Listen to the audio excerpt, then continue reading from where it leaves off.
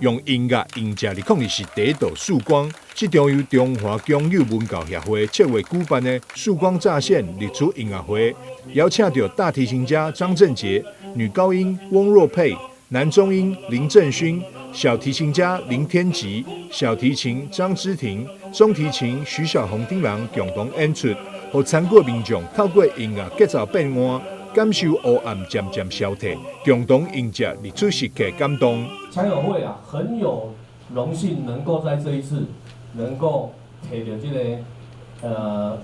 跨年，然后2024的第一道曙光，在台南400年的这个荣耀的日出音乐会哦，这真正是非常，我感觉非常的荣幸。黄伟特表示，治疗是目前会当看到云海地点当中海拔上低的，真感谢强友会的规划，伫台南400第一天，以阳光甲充满希望的音乐来迎接曙光，也欢迎市民大众做伙来参与。平地的云海，看得到云海啊，最漂亮的就在二寮。那至于二寮在1月1日看不看得到，Figaro啊，要看 Figaro， 看 Figaro。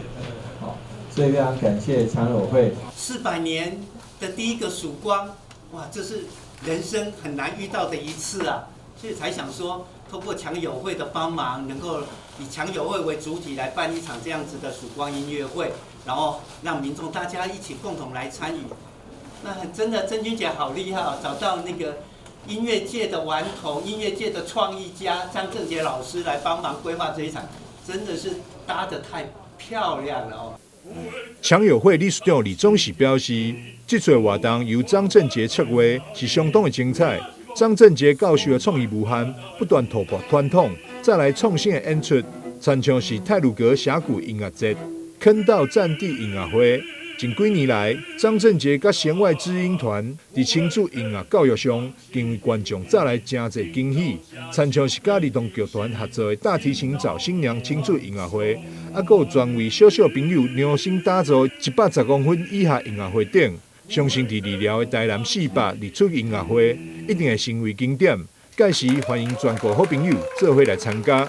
记者张秀仪采访报道。